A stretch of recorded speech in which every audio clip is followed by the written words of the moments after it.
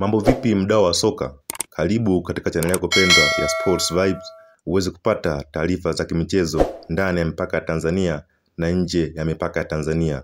Cha kufanya ni kugusa subscribe button na alama ya kengele ili uwe mtu wa kwanza kupata hizi taarifa za kimichezo pindi zinapopandishwa hewani.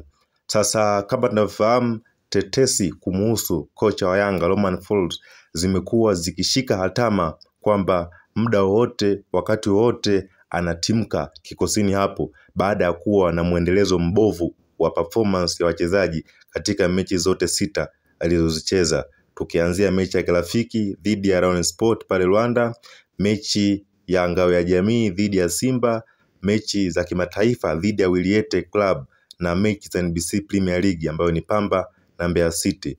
Licha ya kushinda mechi 5, kusale mechi 1, kuruhusu goli 1, kufunga magoli 11, lakini inaonesha dhahiri shairi mwenendo na performance ya timu kwa muunganiko umekuwa mdogo sana ndani ya klabu ya Yanga. Sasa tetesi zilizonifikia hivi punde ni kwamba kocha aliyekuwa wa Young Africans Nasreddine Mohamed Nabi, baada ya kutimliwa kunako klabu ya Kaizer Chiefs pale kwa Madiba South Africa, kumekuwa kuna muendelezo mzuri wa mazungumzo ili kurejea klabuni hapo kuweza kuinusuru klabu ya Yanga, kwa sababu mpaka saizi imecheza mechi 2, imeshinda 1, imesale 1 na kuwa na jumla ya pointi 4 katika ligi kuu NBC Premier League.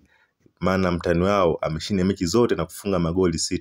Hivyo anaona kwa mwenendo huu hata wafikisha mahali popote Romain Folz. Kwa hiyo mazungumzo na Nasreddine Nabi yanafika tamati hivi punde, na muda wote kuanzia sasa Nasreddine Nabi anakwenda kuchukua mikoba ya Romain Folz kunao katika klabu ya Yanga. Kama nafahamu, Nasreddine Mohamed Nabi aliweza kuifikisha klabu ya Young Africans katika hatua ya fainali ya kombe la shirikisho barani Afrika, ambapo alipoteza ubingwa kwa aggregate ya magoli, yani kwa advantage ya goli la ugenini, kwa sababu kunyumbani alifungwa 2-1, alivyoenda ugenini alishinda 1-0.